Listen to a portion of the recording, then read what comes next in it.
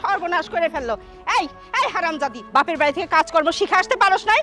আমার ধানের বস্তা ফেলাই দিলে এই ধানের বস্তা যদি ফাইটে যাইতো তাহলে আমার কত বড় সর্বনাশ হয়ে যেত, একবার ভেবে দেখেছিস? আল্লাহতে গদ গদ, এত যদি কাজই করতে না পারিস তাহলে বিয়ে বসছিস কিসের জন্য? বাপ মার বাড়িতে খুঁটা হয়ে থাকলেই তো পারতি। মা, আপনি তো জানেন যে আমি 8 মাসের পোয়াতি, তারপরেও আপনি আমাকে দিয়ে এসব কাজ করান। ডাক্তার আমাকে বলেছে কোনো ভারী কাজ না করতে, তারপরেও আপনি আমাকে দিয়ে কাপড় কাচান, গোয়াল পরিষ্কার করান, গরুর পানি টানান, এই সব কিছু আমাকে দিয়ে করান।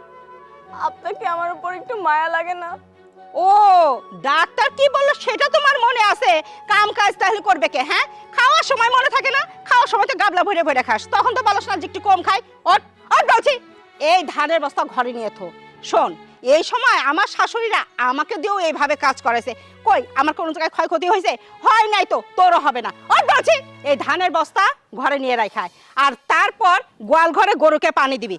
আর যদি এই কাজে একটু হেরফের হয় না, এই যে ঝাঁটা দেখছিস না, এই ঝাঁটার মানে একটা মাটিতে পড়বে না, সব পড়বে তোর পিঠে। কথাটা মনে রাখিস।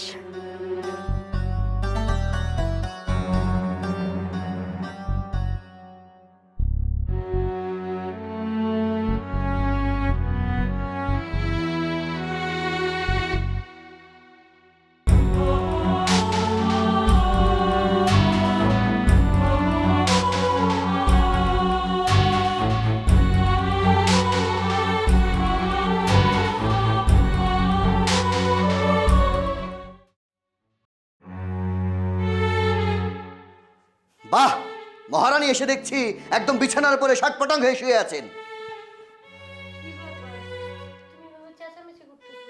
আমি চেঁচামেচি করছি না, চেঁচামেচি করছে গোয়ালের গরুগুলো। যাও, যে গোয়ালের গরুর পানি দিয়ে এসো। আর এক কথা বলি, এখন থেকে আমার বাসায় এইভাবে শুয়ে শুয়ে খাওয়া যাবে না, একটু গতর খাটিয়ে কাজ করে খেতে হবে। ধান নেড়ে দেওয়া আছে, ওইগুলা বস্তায় ভরে ভালো মেয়ের মতো সব কয়টা ঘরে তুলবে। যাও। কি বলছো তুমি এসব? আমি ভারী কাজ করব? আমি যদি ভারী কাজ করি তাহলে তো আমাদের সন্তানের ক্ষতি হবে, আর আমার পেটে তো তোমারই সন্তান, তাই না? হ্যাঁ, তোমার পেটে আমার সন্তান, তার মানে এখন আমি তোমাকে বসিয়ে বসিয়ে খাওয়াবো। এতদিন আমি ভুল ছিলাম, এখন আমি সঠিক, আমি বুঝতে পেরেছি। তুমি এই বাচ্চার ছুতো দিয়ে এখন তুমি সারাদিন বসে বসে খাবে আর আমাকে কষ্ট দেবে। আমি এত কথা শুনতে চাচ্ছি না, যেটা বললাম সেটা করো। এখন থেকে এই বাড়িতে তোমাকে থাকতে হলে কাজ করে খেতে হবে। কি হলো, ফেল ফেল করে তাকে আমার দিকে কি দেখছো? তোমাকে না বললাম গরুর গোয়ালে যে পানিগুলা দিতে, আর ভালো মেয়ের মতো ধানের বস্তাগুলা কাঁধে করে নিয়ে ঘরে তুলবে। যাও।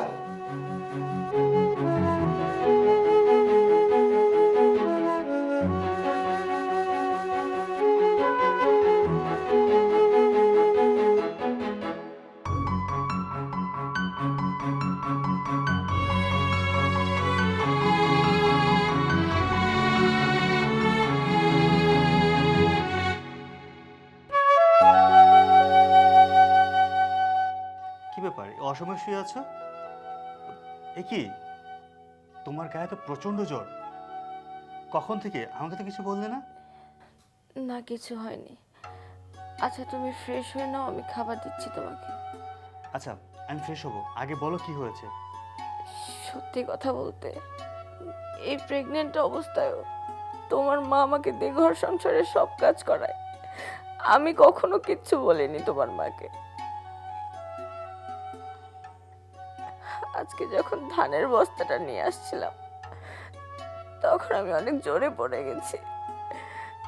তোমার মা দেখেছে, কিন্তু তারপরে আমাকে ধরেনি। আমি অনেক কষ্টে সেখান থেকে উঠে আসছি। ও, আমার ছেলের কাছে আমার নামে দুর্নাম করা হচ্ছে। দাঁড়া, তোকে দেখাচ্ছি মজা।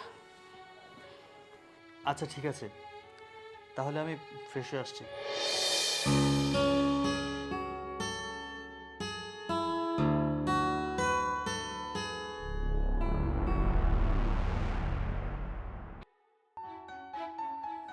কোথায় যাচ্ছিস? এখানে বস, তোর সাথে আমার কথা আছে। কি কথা, রেগে আছো কেন বলো? রাখবো না কেন? হ্যাঁ, বউকে তো আল্লাহ দিয়ে দিয়ে মাথায় তুলছিস, সংসারে একটা কাজকর্ম করে না। সংসারের যাবতীয় কাজ সব আমার করতে হয়। সে যে পানি খাবেন, পানির গ্লাসটা নিয়ে তার মুখের সামনে ধরতে হয়। তাহলে তাকে আমি এই বাড়িতে বউ করে আনছি কিসের জন্য? তুইও তো বউকে কিছু বলিস না। আর তারপর সে 8 মাসের অন্তঃসত্ত্বা, কোন সময় জানি ডেলিভারি ডেট পড়ে যায়। আর মেয়েদের প্রথম সন্তান তার বাবার বাড়িতেই হয়। তোর শ্বশুরকে ফোন দে, আর সে যেন মেয়েকে নিয়ে যায়। আমি এসব ঝামেলা পোহাইতে পারবো না, আর এত খরচও বহন করতে পারবো না। ঠিক আছে মা, আমি ওর বাবাকে ফোন দিচ্ছি আর বলছি ওকে কালকে এসে নিয়ে যেতে।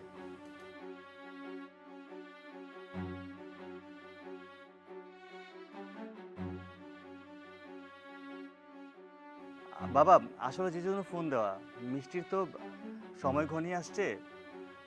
মা বলছিল মেয়েদের প্রথম সন্তান নাকি বাবার বাড়িতে হয়। আপনি কালকে এসে মিষ্টিকে নিয়ে যান। জি, সকালে চলে আসবেন। ঠিক আছে বাবা। হ্যাঁ, ও বাবাকে বলে দিয়েছে, ওর বাবা কাল সকালে এসে নিয়ে যাবে। এতদিন পর তোর কথা শুনে মনে হচ্ছে তুই আমার ছেলে। যা, ফ্রেশ হয়ে আয়, আমি টেবিলে খাবার দিছি, খাবার খেয়ে নে।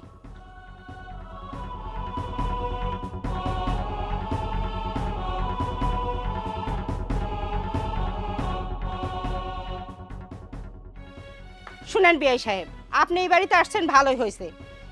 মেয়েদের প্রথম বাচ্চা তার বাবার বাড়িতেই হয়। আপনি আপনার মেয়েকে নিয়ে যান, প্রথম বাচ্চাটা আপনার বাড়িতে হোক, এটাই আমি চাই। কি কোন বিয়ান সাহেব, মেয়ের প্রথম বাচ্চা আমার বাড়িতে হবে সেটা ঠিক আছে, কিন্তু এখানে তো অনেক খরচ। আমি গরিব মানুষ, এত টাকা কোথায় পাবো বলেন তো? এত টাকা কোথা থেকে পাবেন সেটা আমি জানি না। মেয়ে বিয়ে দেওয়ার সময় মনে ছিল না? বড়লোক বাড়িতে তো হুট করে বিয়ে দিয়ে দিছেন। আর শোনেন, নর্মাল ডেলিভারি করাবেন না, কিন্তু সিজার করেই করাতে হবে। আর আমার নাতির যদি কোনো ক্ষয়ক্ষতি হয় তাহলে তো বুঝতেই পারছেন, ডেলিভারি হবার 3 মাস পর নাতিকে এবং আপনার মেয়েকে আমার বাড়িতে দিয়ে যাবেন, ঠিক আছে? সূর্য, তুমি তো কিছু বলো। মা কি বলছে এসব? এখানে মুরব্বীরা কথা বলতেছে, তাদের মাঝখানে আমি কি বলবো? আর মা যা বলছে ভালোই তো বলেছে, খারাপ কিছু তো বলেনি। তোমার প্রথম বাচ্চা হবে তোমার বাবার বাড়িতে, তোমার জন্য সেফ। আর মুরব্বীরা যেটা ডিসাইড করে ভালোর জন্যই তো করে, তাই না? আচ্ছা যাও, তুমি যাও তাহলে। চল চল।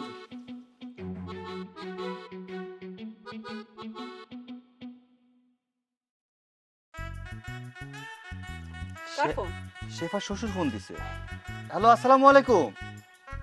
শোনো পুত্র বাবা, মেয়েদের প্রথম সন্তান তার বাপের বাড়িতেই হয়। তোমার বোনের তো সন্তান হওয়ার সময় চলে এসেছে। এখনকার যুগে তো আর নর্মাল ডেলিভারি হয় না, ওই সিজার টিজার হয় আর কি। তো শোনো, অনেক টাকা পয়সার দরকার, ওগুলো আমরা খরচ টরচ করতে পারবো না। তুমি এসে তোমার বোনকে নিয়ে যাও, বাচ্চা হওয়া এবং বাচ্চা হওয়ার পরবর্তী 3 মাস তোমাদের বাড়িতেই রাখবা, ঠিক আছে? আচ্ছা ঠিক আছে। কি ব্যাপার, কি বললো? শেফার শ্বশুর ফোন দিছে, ফোন দিয়ে বলতেছে শেফার প্রথম বাচ্চা নাকি আমাদের এখানে হবে, আর ওই সিজার টিজার করা লাগলে সবকিছু আমরা করতে হবে, বলছে শেফারে নিয়ে আসার জন্য। কি ফকিন্নির বাচ্চার এত বড় সাহস, আমার মেয়ে কিনা আমার বাড়িতে দিবে, আর সিজার করতে হবে আমাদের? চল এক্ষুনি চল, আমি যাই দেখি ফকিন্নির বাচ্চার এত বড় সাহস কোথা থেকে হলো। মা, আমার তো অফিস আছে মা। আরে তোর অফিস বাদ দে। বিআই সাহেব, বিআই সাহেব কই গেলেন? বিআই সাহেব, কাউকে তো দেখি না। কি ব্যাপার বিএন সাহেব যে এবার একেবারে তেলে বেগুনে জ্বলে আসছেন একাকার হয়ে, ব্যাপার কি? ব্যাপার কি? আপনি আমার ছেলেকে কি বলছেন? ফোন দিয়ে থ্রেট করছেন আমার মেয়েকে নাকি আমাদের বাড়িতে নিয়ে যেতে হবে ডেলিভারি করানোর জন্য। কেন? আস্তে বিএন সাহেব আস্তে, প্রচন্ড গরম, যে কোনো সময় স্ট্রোক করে ঠুস হয়ে যেতে পারেন। আমি কিছু করিনি, যা করেছে আপনার জামাই অর্থাৎ আমার ছেলে করেছে। আপনার ছেলে বলেছে? ও, আমার জামাই বলেছে। ডাকেন আপনার ছেলেকে। জামাই বাবাজি। Rommel, Rommel, Rommel. হ্যাঁ বাবা। এই যে তোর শাশুড়ি আসছে, দেখ উনি কি বলে। কি হয়েছে মা? কি হয়েছে এখনো বোঝো নাই? তুমি তোমার বাবাকে নাকি বলেছো আমার মেয়েকে নিয়ে যে আমার বাসায় ডেলিভারি করাতে, এবং নর্মাল ডেলিভারি করানো চলবে না, সিজার করাতে হবে, এবং সিজারের পর 3 মাস রেখে তারপর সহি সালামতে তোমাদের বাড়িতে নিয়ে আসতে হবে। কেন এগুলো কেন বলেছো? এগুলো তো বলনি, আমার বরঞ্চ আমাকে তুমি অপমান করেছো। কি বললেন? আমি ফোন করে আপনাকে অপমান করেছি? আপনাদের মান সম্মান থাকলে তো আপনারা অপমানিত হবেন। আজকে আপনার মেয়ের সাথে আমাকে বিয়ে দিয়েছেন, তাই জন্য আপনার মনে হচ্ছে যে এটা আপনার মেয়ে। আপনার এই পুত্রকে বিয়ে দিয়ে বাড়িতে একটা পুত্রবধূ নিয়ে এসেছেন। যে মেয়েটাকে বউ করে নিয়ে এসেছেন সেটা আপনার মেয়ে না? তুমি এসব কি বলছো? কি বলছি তুমি বুঝতে পারছো না? তুমি 8 মাসের অন্তঃসত্ত্বা, তোমার গর্ভে আমার ঔরসজাত সন্তান। শেফা, গত 2 দিন আমি তোমাকে দিয়ে এই বাড়ির সমস্ত কাজ করিয়েছি। এই 2 দিনে আমি তোমায় দেখেছি তুমি 20 লিটার পানির বালতি নিয়ে ঘরের মধ্যে গিয়েছো, টিউবওয়েল চেপে পানি তুলেছো, ধানের বস্তায় ধান কাকে করে তুমি কষ্ট করে ঘরের মধ্যে নিয়ে এসেছো। আমি প্রত্যেকটা দিন দেখেছি তোমার কষ্ট হয়েছে। তারপরেও আমি স্বামী, তুমি আমাকে ভালোবাসো বলে কষ্ট সহ্য করেছো, আমাকে বুঝতে দাওনি। কষ্ট পেয়েছে আমার ওই ঔরসজাত সন্তান, আর সেই সাথে কষ্ট পেয়েছি আমি, কিন্তু চুপচাপ মুখ বুজে সহ্য করেছি। হ্যাঁ তাই তো, তুমি তো এমন ছিলে না, হঠাৎ করে তুমি এত বদলে গেলে কেন? তুমি আমাকে দিয়ে উঠান ঝাড়ু দেওয়াচ্ছ, গরুর পানি খাওয়াচ্ছ, তুমি আমাকে সারাটা দিন এত কাজ কেন করাচ্ছ? কেন করাচ্ছি তুমি তোমার মায়ের কাছে প্রশ্ন করো, তাহলে এই সমস্ত উত্তর তুমি পেয়ে যাবে। মা, তুমি কি এমনটা করেছো যার কারণে তোমার জামাই আমাকে সারাটা দিন পরিশ্রম করায়? আমি কি করেছি? আমি কিছুই করিনি। আসলে কি জানিস, তোর জামার কোথায় লেগেছে? সে চাচ্ছে তোকে আমার বাড়িতে নিয়ে যাই, তোকে ডেলিভারি করাই, তোর সিজারের যাবতীয় খরচপাতি আমি দেই, এবং 3 মাস তোর বাচ্চা সহ সমস্ত খরচ আমি বহন করি। আসলে তোর জামাই এটাই বলার জন্য এত তাল বাহানা করছে, মনে হচ্ছে কোথা থেকে মদ গাঁজা খেয়ে এসে এগুলো আবল তাবল বকছে। বুঝতে পারিস নাই? চুপ! একটাও কথা বলবেন না। আমি মদ গাঁজা খেয়ে এসেছি? আমি মদ গাঁজা খেয়ে আসিনি। আমি যেটা বলছি সেটা সুস্থ মস্তিষ্কে বলছি। শেফা, 2 দিন আগে আমি তোমাদের বাড়িতে গিয়েছিলাম, মনে আছে? আমি কিন্তু কারোর সাথে দেখা না করে চুপচাপ ওই বাড়ি থেকে বেরিয়ে এসেছি। তার কারণ কি জানতে চাও? তার কারণ হচ্ছে তোমার ভাবির সাথে তারা যে অন্যায় অত্যাচার করেছে না, আমি এই 2 চোখে দেখে এসেছি। আর সেই কারণেই আজকের এই পরিস্থিতি। মা, তোমার জামাই যা বলছে এগুলো কি সত্য? বুঝতে পেরেছি, তার মানে ভাবিকে সারাদিন তুমি অত্যাচার করো, তার সাথে খারাপ আচরণ করো, তাই না? মা, আমাকে তুমি ছোটবেলা থেকে লালন পালন করেছো, কারণ আমি তোমার নিজের সন্তান। খুব সুন্দর করে আমাকে লালন পালন করেছো, আমাকে একটু কষ্ট পেতে দাওনি। কিন্তু যখন আমি বড় হয়েছি তখন তুমি আমাকে বউ হিসেবে এই বাড়িতে পাঠিয়েছো। আর যখন থেকে আমি তোমাদের বাড়ি ত্যাগ করেছি, তারপর থেকে এরাই আমার আপনজন। এরা কখনো আমার সাথে একটা খারাপ ব্যবহার করেনি, আমাকে নিজের সন্তানের মতো করে দেখেছে। আমার শ্বশুর শাশুড়ি তার মেয়েকে যেমন করে ভালোবাসতো, ঠিক তেমনই আমাকেও তারা ভালোবাসে। আমি ভেবেছিলাম এতদিন তুমি মনে হয় ভাবির সাথে ঠিক আমার শ্বশুর শাশুড়ির মতোই আচরণ করো, কিন্তু আমার ধারণা ভুল ছিল। মা, যেদিন থেকে আমি তোমাদের বাড়ি ছেড়ে আমার শ্বশুর বাড়িতে এসেছি না, সেদিন থেকে এই বাড়ি আমার কাছে সব কিছু।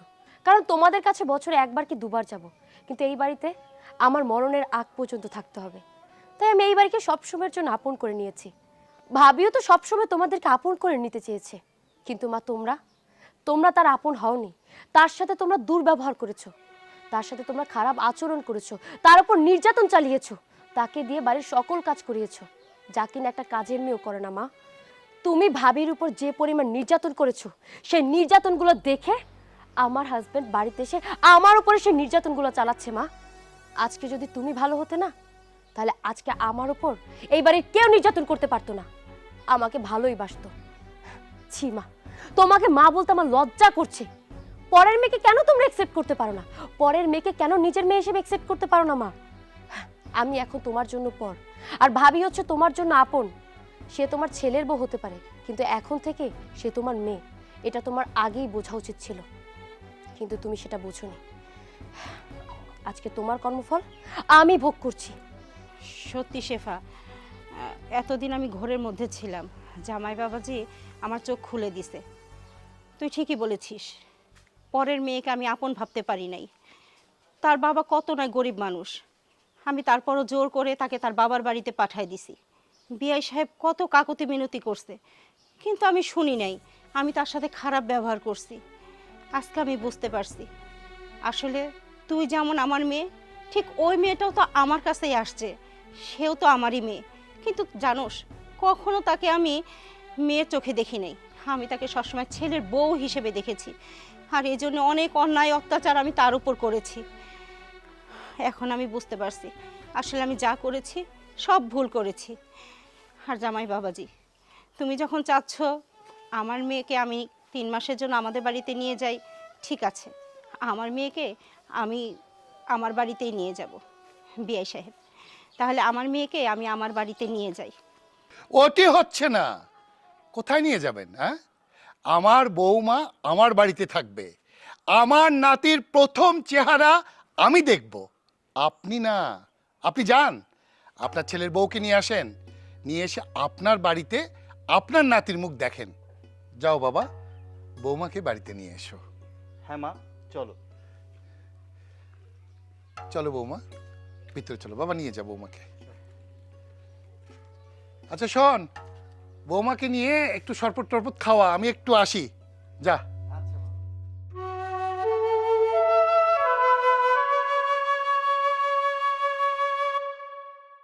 একটা মা বাবার কাছে 10টা সন্তানও কোনোদিন বেশি হয় না। আর তোমরা দুটো ভাই, তোমাদের বাপও নাই, তোমাদের মাই তোমাদের কাছে বেশি হয়ে গেল। মেম্বার কাকা, মা আমগোর কাছে বেশি হইব কেন? কথা হইতাছে আমি তার বড় পোলা, আমি মারে 15 দিন খাওয়াইতেছি, বাকি 15 দিন কি তার ছোট পোলায় খাওয়াইতে পারে না? তাইলে তো সমাধান হয়ে যায়। এ তুমি কইলার হইয়া গেল। শোনো, তুমি জমি নেওয়ার সময় তো বেশি লেখা নিছো, মায়ের ভাগাটা সহ তুমি নিছো। এখন তুমি কইলা যে তুমি 15 দিন খাওয়াইবা, আমি 15 দিন খাওয়ামু, তুমি কইলে হইলো নাকি? আর শোনো, তুমি বড়, তুমি সব কিছুতে বেশি নিছো। তুমি মারে খাওয়াইবা 1 মাস, আর আমি ছোট, আমার সব কিছুই কম দিছো, আমি মারে খাওয়াম 15 দিন। এটা কোনো কথা হইতে পারে? হ্যাঁ, আমি জমি বেশি লেখা নিছি। কেমনে বেশি লেখা নিছি? তুমি যে সম্পত্তির মধ্যে দিয়া যখন যা লাগছে, আব্বা যখন বাইসা ছিল তখন তুমি টাকা পয়সা নাও নাই, সম্পত্তির ভাগ বুঝে নাও নাই। অহন আমার সম্পত্তির ভাগ আমি নিছি আর আমার বেশি না হয়ে গেছে, তাই না? আমার অত কথা নাই, আমি কেন 1 মাস খাওয়াইতে যাবো? তুমি 15 দিন খাওয়াইবা, আমি 15 দিন খাওয়ামু। আমি 15 দিন অলরেডি খাওয়াই ফেলছি, এর বাকি 15 দিন এখন তোমরা খাওয়াইবা। মেম্বার কাকা, আপনি সঠিক বিচার করে দেন। মেম্বার কাকা, আপনি ওর কথা বিশ্বাস করবেন না। আমার বড় ভাই হলে কি হইব? ও একটা সিটার। আপনি জানেন, ওই সিটারে কইরা ওই পুকুর কাটে যে বড় জমিটা আছে আমগো, ওটা লেখা নিছে। ওটার মধ্যে একটা আম গাছ আছে, একটা আম আমার ধরতে দেয় না। এই থামো তোমরা। তোমরা যদি মাতবাড়ি করবে তাহলে আমি এখানে আসছি কেন? আমি যখন আসছি এর একটা সঠিক বিচার আমি করেই যাব।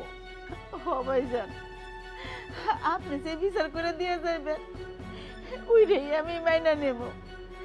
যেদিন থেকে আমার স্বামী মারা গেছে সেদিন থেকেই আমি 2 ছেলের কাছে বেশি হয়ে গেছি। গ্রামের নানান লোকই আমারে কয় এদিক সেদিক যাইয়া থাকতে, কিন্তু আমি যদি এদিক সেদিক যাইয়া থাকি তো সেই লোকই আমার 2 সন্তানকে খারাপ করব।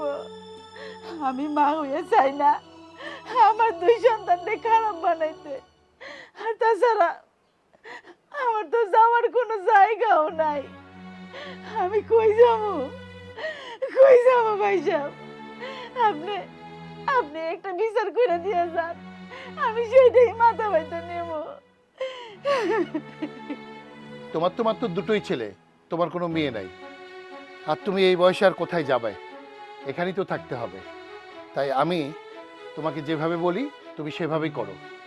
তুমি 15 দিন বড় ছেলের সঙ্গে থাকবা, আর 15 দিন তোমার ছোট ছেলের এখানে থাকবা। বুঝতে পারছো? আর বছরে 2টো ঈদ, তোমার বড় ছেলে এক ঈদে তোমাকে কাপড় দেবে, আর ছোট ছেলে আর এক ঈদে তোমাকে কাপড় দেবে। আর বছরে আর 4টা কাপড়, তোমার বড় ছেলে 2টো দেবে, তোমার ছোট ছেলে 2টো দেবে। শোনো রোবেল, তুমি যখন তোমার মাকে 15 দিন খাওয়াইছো, বাকি 15 দিন সূর্য তুমি খাওয়াবা। আমার আবার উত্তরপাড়ার সালিশ আছে। সূর্য, তোমার মাকে নিয়ে ভিতরে যাও, আমি আসি। কাকা, আসসালামু আলাইকুম। ওয়ালাইকুম আসসালাম। তুমি দাঁড়িয়ে আছো কেন? চলো ভেতরে আসো। ভিতরে না, এদিকে আছে কথা।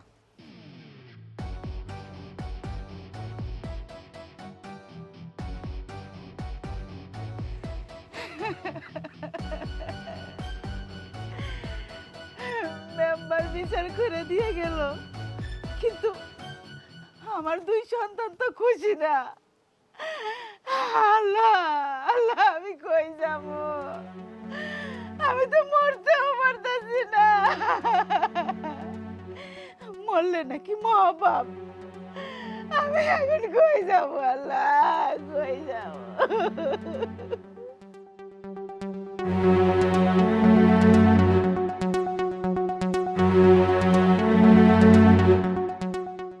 কি ব্যাপার, তুমি হুট করে এরকম রাগ করে চলে আসলে, কিছু না বলে?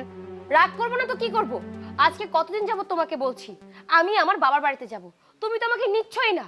কালকে রাতে বললাম যে সকালবেলা বাবার বাড়িতে যাব, আর অমনি তুমি তোমার মায়ের 15 দিনের ভার নিয়ে নিলে, তাই না? এখন কি আমি 15 দিন বসে বসে তোমার মায়ের পুজো করব? হ্যাঁ, তোমার মায়ের জন্য সারাদিন রাঁধতে রাঁধতে তো আমার মুখ চেহারা নষ্ট হয়ে যাবে। হ্যাঁ, গাবলা ভরে ভরে খায় তোমার মা। আমি কোনো রান্না বাড়া করতে পারবো না। আজকে এখনই বাবার বাড়িতে যাবো। যাও তাড়াতাড়ি রেডি হয়ে নাও। আচ্ছা, তুমি কেন বোঝার চেষ্টা করছো না? ওখানে মেম্বার সাহেব নিজে বিচার করে দিয়েছে, আমি কি অন্য কথা ফেলতে পারবো? ও, মেম্বারের কথা ফেলতে পারবে না, বউয়ের কথা ঠিকই ফেলতে পারো। দেখো, এখনই যদি তুমি আমার সাথে বাবার বাড়ি না যাও না, আমি কিন্তু একা একা বাবার বাড়িতে চলে যাবো। আর যদি আমার সাথে যেতে চাও, এখনই গিয়ে রেডি হও। ঘরে চলো, তাড়াতাড়ি রেডি হও।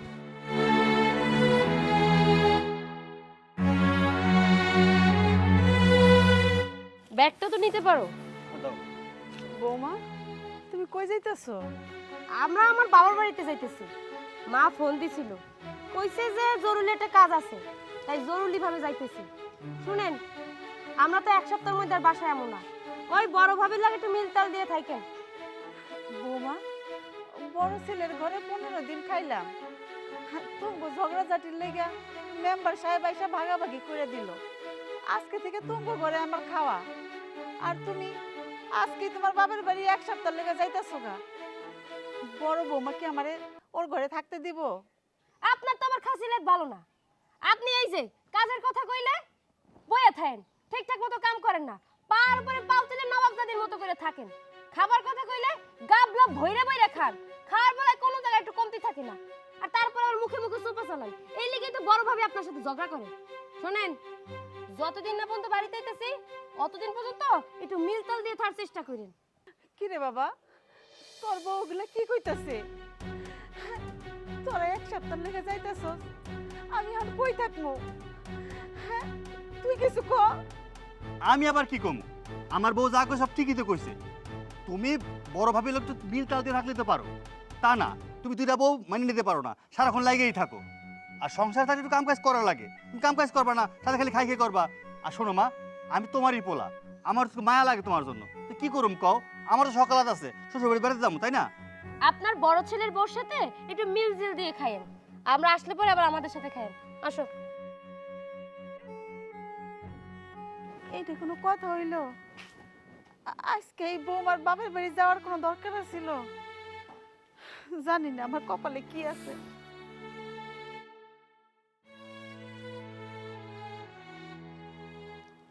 শোনো, তুমি বাজারে আছো ভালোই হয়েছে। আসার সময় কিন্তু 2 কেজি গরুর গোশত নিয়ে আসো। আর শোনো, তোমার মা এতদিন এই বাসায় ছিল বলে ভালো কোনো কিছু আমরা খেতে পারিনি। আসার সময় 2 কেজি ভালো গলদা চিংড়ি নিয়ে আসবা, ঠিক আছে? তাড়াতাড়ি আসো। বৌমা, আপনি আপনি এখানে কেন? আসলে বৌমা, ছোট বৌমা আর সূর্য ওর শ্বশুর বাড়ি গেছে, আর মেম্বার সাহেব তো আজকেই ভাগাভাগি করে দিয়ে গেল। তো ছোট বৌমা যেই কয়দিন না আসে, আমি তোমার এইখানেই থাকি। তো ওরা শ্বশুর বাড়ি চলে গেছে, তো আমি কি করব এখানে? আমার মাথার উপর উঠে এসেছেন কেন? ছোট ছেলেও তো আমার, বড় ছেলেও তো আমার, আমি এইখানেই থাকি। তুমি চিন্তা করো না বৌমা, তোমার ঘরের সমস্ত কাজ আমি করে দেব। আমি অত কিছু জানি না, আপনি এখানে থাকতে পারবেন না। বৌমা, তাহলে আমি কই যাবো? আমার তো যাওয়ার কোনো জায়গা নাই। আপনি জাহান্নামে যান, আমার মাথার উপর উঠে বসেছেন কেন? বৌমা,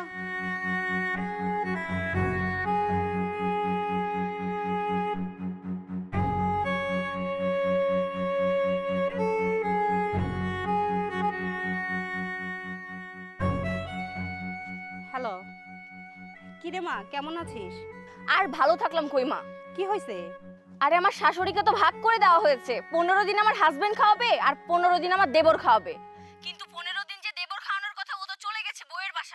এখন এই আপদটা আমাদের ঘাড়ের উপর এসে পড়েছে, এখন কি করব মা তুমিই বলো। শোন, তোর শাশুড়িকে চোরের অপবাদ দিয়ে বাড়ির থেকে বের করে দে। কিন্তু সে তো কোনো চুরি করেনি, আমি কি করে তাকে চোরের অপবাদ দিব? আহা, কেন বুঝিস না? তোর গলায় চেন আছে না, কানে দুল আছে না, যে কোনো একটা জিনিস তোর শাশুড়ি যে ঘরে থাকে সেই ঘরের বালিশের নিচে রেখে দিয়ে আয়। তারপর সবাইকে বল আমার চেন চুরি হয়ে গেছে, তখন সবাই খুঁজবে। সব ঘরে খোঁজার পর যখন তোর শাশুড়ি বালিশের নিচ থেকে চেনটা পাবে, তখন কি হবে? তোর শাশুড়ি চোর সাব্যস্ত হবে। এটা কি তোর মাথায় খেলে না? আর তখন সবাই বলবে যে চোরকে বাড়ির ভিতর রাখার দরকার নাই, চোরকে বাড়ি থেকে বের করে দাও, বাস মিটে গেল। এই না হলে তুমি আমার মা, যেভাবে তুমি বাবার সংসার সামলে রেখেছো ওইভাবে আমার সংসারটাকেই সামলাইতেছো। ঠিক আছে মা, তাহলে রাখি আমি। আল্লাহ হাফেজ।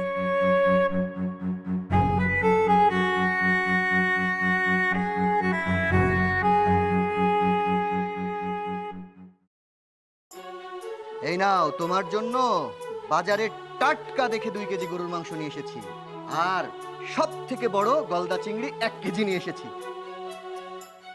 কি ব্যাপার, তোমার জন্য এত সুন্দর করে বাজার করে নিয়ে আসলাম আর তুমি কিনা মন খারাপ করে বসে আছো, কি হয়েছে?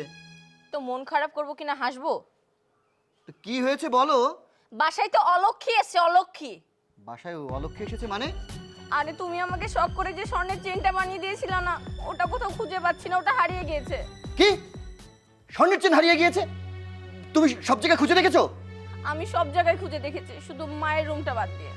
মায়ের রুম কেন বাদ দিতে হবে? স্বর্ণের চেন হারিয়ে গেছে আর উনি মায়ের রুম মনে করে সেটাতে চেক করেনি। চলো আমার সাথে, চলো, আসো আসো। এবার দেখো, পুরা ঘর তন্ন তন্ন করে খুঁজো।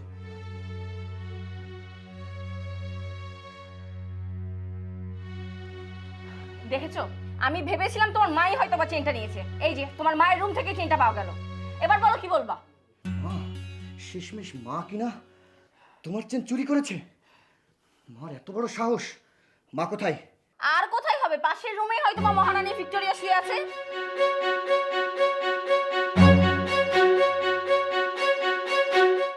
কি করছিস চলো। বাবা? এইটা কি করছিস তুই? আমি কি করছি? ছি ছি মা, তুমি এটা কি করলে? শেষমেশ তুমি তোমার বৌমার গলার চেন চুরি করে নিজের বালিশের তলায় রেখেছো। এইটা কি করছিস রে বাবা? এই চেন আমি চুরি করবো কেন? এই চেন তো আমি চুরি করি নাই। দেখেছো কিভাবে মুখের উপর মিথ্যা কথা বলছে? আপনি চুরি করেননি, আপনার বালিশের নিচে এটা কি করে গেল তলে? আমি দেখেছি। হ্যাঁ, এই চেনটা কি তাহলে হাওয়ায় উড়ে এসে তোমার বালিশের তলায় গিয়েছে? এখন তুমি আমাদেরকে শাক দিয়ে মাছ ঢাকার চেষ্টা করছো। আজকে তুমি চেন চুরি করছো, কালকে তোমার ছেলের পক্ষ নিয়ে তো দেখছি এই সম্পত্তি থেকে আমাদেরই ঘাট ধাক্কা দিয়ে বের করে দিবে। না মা, তোমার মতো চোর মাকে আমি এই বাড়িতে রাখবো না। তুমি এক্ষুনি এই বাড়ি থেকে বের হয়ে যাও। না না বাবা, এই চেন আমার বালিশের নিচে কিভাবে গেল আমি জানি না রে বাবা। এই মিথ্যা অপবাদ তোরা আমারে দিস না। অত কথা জানি না, তোমার মাকে এক্ষুনি এই বাসা থেকে বের করো। আমি জানি না কিছু, এক্ষুনি বের করে দাও। মা, আমার কিন্তু মিজাজ খুব খারাপ, তুমি বের হয়ে যাও। আর কোনোদিন তোমার ওই মুখ যেন আমি আর না দেখি। আমি আর কোনোদিনও বলবো না যে তুমি আমার জন্মদাত্রী। মা, বের হয়ে যাও এই বাড়ি থেকে। এই মিথ্যা অপবাদ নিয়ে এই বাড়ি থেকে আমার চলে যাইতে হইতেছে। আমি কিন্তু এই চেন নাই রে বাবা, আমি তোকে বাড়ি থেকে চলে যাইতেছি। কিন্তু একটা কথা মনে রাখিস, তোর মা চোর না, তোর মা চোর না। যাক, আপদ বিদায় হইছে, অনেক বড় ক্ষতি থেকে বেঁচে গেলাম আমরা। চলো ঘরে চলো।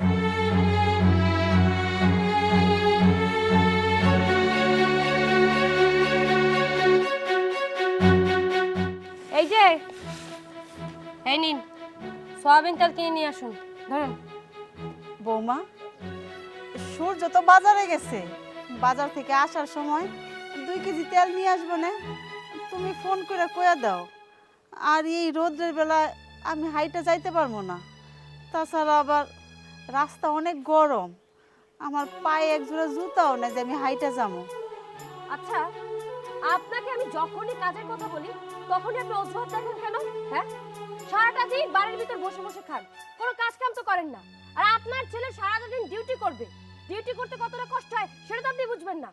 সারাটা দিন কাজ করে বাসায় ফেরার পথে সে যদি বাজার করে তাহলে আপনি কি করবেন? হ্যাঁ, লাচ্ছাই হয়ে গেছেন নাকি? যান তাড়াতাড়ি বাজারে গিয়ে সোয়াবিন তেল কিনে নিয়ে আসুন। জুতা নেই তাই না? হ্যাঁ, কয় জোড়া জুতা কিনে দিয়েছি আপনাকে? আর কোনো জুতা কিনে দিতে পারবো না। যান তাড়াতাড়ি বাজারে গিয়ে তেল কিনে নিয়ে আসুন। অজুহাত খুঁজে পাই না। আরে বিয়ান সাহেব, আমি দূরের থেকে দাঁড়িয়ে শুনলাম আপনি নাকি বাজারে যাচ্ছেন। তো এই বাড়িতে আসছি অনেক দিন হলো, আমার জুতাটা আসার সময় আঠা খুলে গেছে। কাউকে দিয়ে এই জুতাটা আমি সারাতে পারছি না। আপনি যখন বাজারে যাচ্ছেন তাহলে এই জুতাটা নিয়ে যান, আসার সময় জুতা আঠা লাগিয়ে নিয়ে আসেন। বিয়ান সাহেব, আপনার জুতার ঘাম লাগাইতে হইব, সেই ঘাম আমি কেন লাগাবো? আপনি যে নিজে লাগাই আসতে পারেন না? কি আপনি আমাকে কি বললেন? এত বড় কথা আপনি কিভাবে বলতে পারলেন? আরে আমি আসছি এই বাড়ির মেহমান, আপনি কি না আমাকে বলতেছেন এত বড় কথা? আপনার সাহস হয় কি করে? আরে বাজারে তো আপনি যাচ্ছেন, এই জন্যই তো জুতাটা আমি আপনাকে দিলাম। আমি গেলে কি আর আপনাকে বলতাম? দাঁড়ান, আপনাকে কিভাবে শায়েস্তা করতে হয় সেটা আমি ভালো করেই জানি। আমি আমার মেয়েকে ডাকছি। মিষ্টি, এ মিষ্টি, দেখে যা তোর শাশুড়ি আমার সাথে কেমন ব্যবহার করতেছে। কি হয়েছে?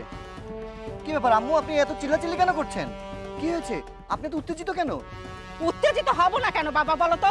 তোমার মা আমার সাথে যে ব্যবহারটা করলো না, সেটা উত্তেজিত না হয়ে আর পারলাম না। শোনো বাবা, আমি এত সুন্দর করে ওনাকে বললাম, শেফা ওনাকে বলতেছে বাজারে যাওয়ার জন্য, তেল আনার কথা বলছে। তা আমি তোমাদের বাসায় আসার সময় আমার এই জুতার আঠাটা খুলে গেছে। আমি ওনাকে সোনারে জাদুরে আপা বলে বললাম, আপনি যখন বাজারে যাচ্ছেন তাহলে আমার জুতাটা নিয়ে যান, একটু আঠা লাগাই নিয়ে আসেন। আর উনি কি না আমার উপর এমন ভাবে অ্যাকশন নিল, মনে হলো আমি এই বাড়ির কেউ না। আচ্ছা বাবা, তুমি বলো তো, তাহলে তুমি কি এখানে আনছো আমাকে অপমান করার জন্য? উনি কেন আমাকে অপমান করলো? আমি তো ওনাকে ভালো মতোই বললাম, উনি আমার বিয়ান, আমার বোনের মতো, আর উনি কিনা আমার সাথে এইভাবে করতে পারলো? আমার এটা কষ্ট লাগেনি বলো বাবা? আমি সেই কষ্ট পাইছি। আচ্ছা, আপনি কিচ্ছু মনে করবেন না, আমি বিষয়টা দেখছি। তুমি কি দেখবা? হ্যাঁ, তুমি কি দেখবা? তুমি তোমার পায়ের স্যান্ডেল দিয়ে তোমার মাকে যদি না পিটাইছো, আমি আমার মাকে দিয়ে বাসা থেকে বের হয়ে যাব। আমি আর তোমার সাথে সংসার করব না। মা চলো এখান থেকে। আরে বাবা, তুমি আবার কেন হঠাৎ করে উত্তেজিত হচ্ছ? আমি তো বললাম আমি দেখছি বিষয়টা। মা, কি হয়েছে? আমার শাশুড়ি সব কি বলছে? তোর শাশুড়ির জুতার আঠা লাগাতে আমাকে বলছে। আমি কেন তার জুতার আঠা লাগাতে যাব? সে নিতে পারে না? আমি কি তোর শাশুড়ির চাকর নাকি? আচ্ছা মা, তুমি তো বাজারেই যাচ্ছিলে, তো বাজারে যেহেতু যাচ্ছ, আমার শাশুড়ি তোমাকে এত সুন্দর করে বলেছে জুতাটা বিয়ান সাহেব একটু আমাকে আঠাটা লাগিয়ে নিয়ে এসে দেন। তো তুমি যেহেতু বাজারে যাচ্ছিলে, জুতাটা হাতে করে নিয়ে গেলে তোমার হাত কি ক্ষয় হয়ে যেত? আচ্ছা, এত কথা বলার দরকার নেই। আম্মু কিছু মনে করবেন না, জুতাটা আপনি আমার মায়ের কাছে দেন। মা যাও, জুতাটা যে আঠা লাগিয়ে নিয়ে এসো। একটু বাঁচাও আমাকে, একটু বাঁচাও, শান্তিতে থাকতে দাও। নেন বিয়ান, জুতাটা নেন, ভালো করে আঠা মেরে নিয়ে আসেন। ধরেন, আরে ধরেন না, এবার যান। আরে তাড়াতাড়ি যে রান্না করতে হবে তো, এখন দাঁড়িয়ে আছে।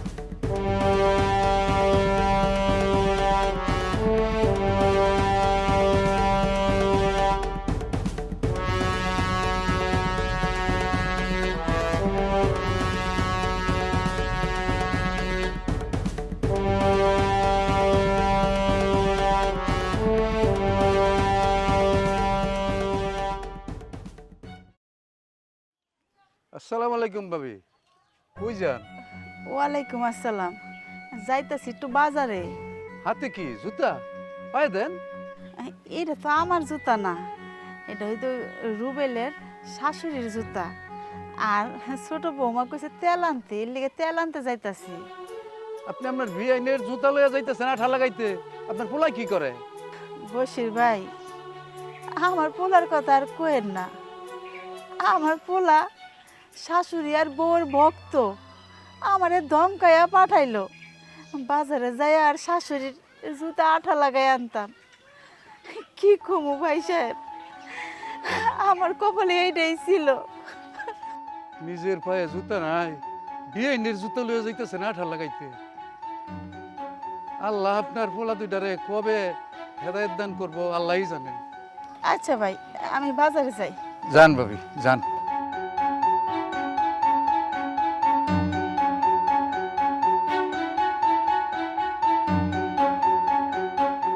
হ্যাঁ বাবা। এবার কিন্তু কিছুদিন থাইকা তারপর যাইতে হবে। না বাবা, সেই জোর কি আছে? আমার মা অসুস্থ বাড়িতে, তোমার মা ওই মা তো এখানে এসে পড়ে আছে। আসসালামু আলাইকুম বিয়ান সাহেব। ওয়ালাইকুম আসসালাম। ওয়ালাইকুম আসসালাম। কি অবস্থা বিয়ান সাহেব আপনার? দুইটা ছেলে থাকতে পরনে সিরা শাড়ি, পায়ে কোনো স্যান্ডেল নেই, আর আপনার হাতে কি? তেলের বোতল, স্যান্ডেল এগুলো নিয়ে কোথায় যাচ্ছেন আপনি?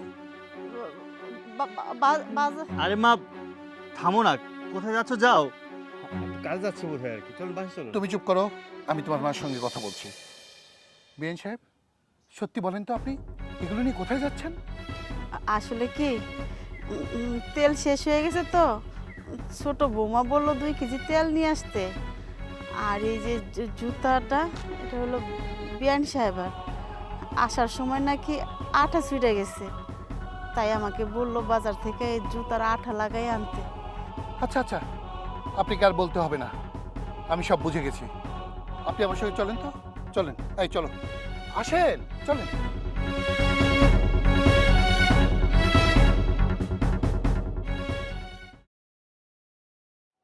মিষ্টি, মিষ্টি, মিষ্টি।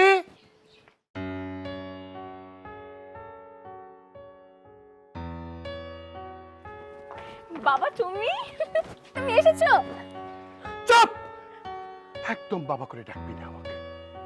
সব নাটের গুরু এইটা। আরে কি হয়েছে?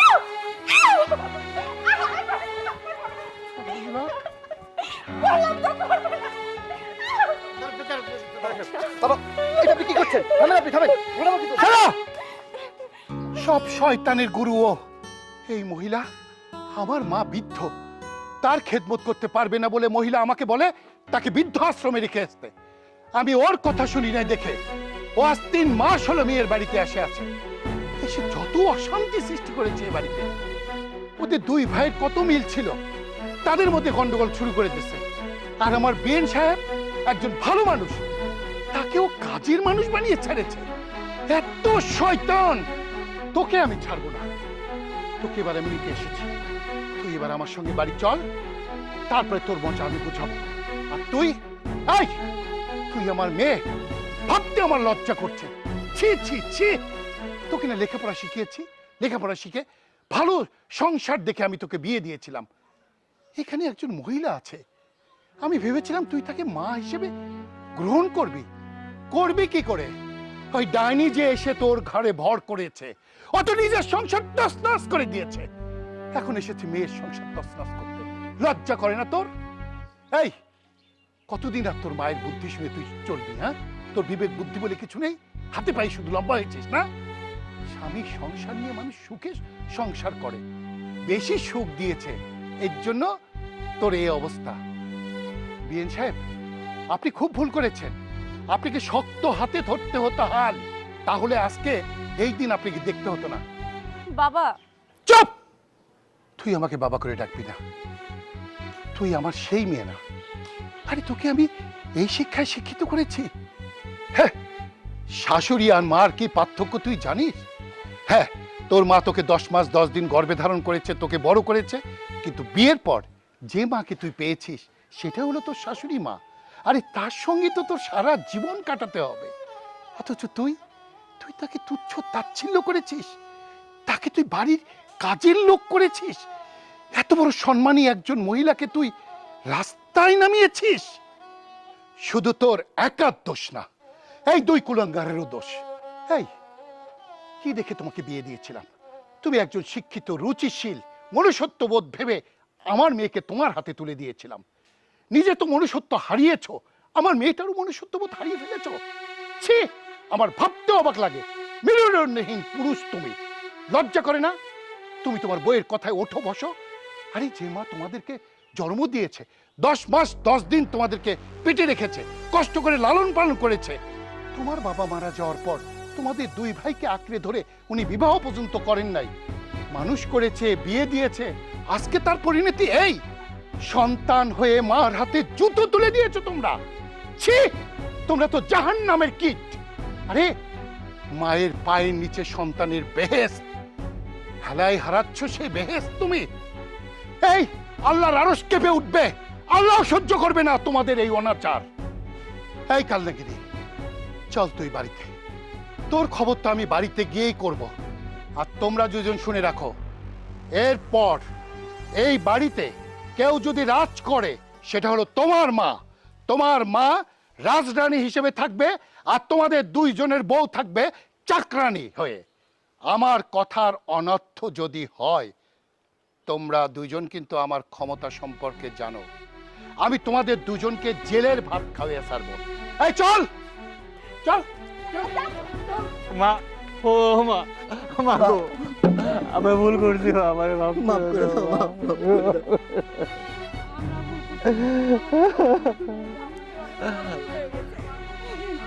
ক্ষমা করে দেন আপনি। ক্ষমা হবে, তোদের ক্ষমা পাওয়ার যোগ্য। আজকের পর থেকে এই বাড়িতে আমাদের মা থাকবে রাজরানী হয়ে, আর তোরা থাকবি চাকরানী হয়ে। ভাইয়া কি বলেছে শুনেছো? চলো মা, ভেতরে চলো।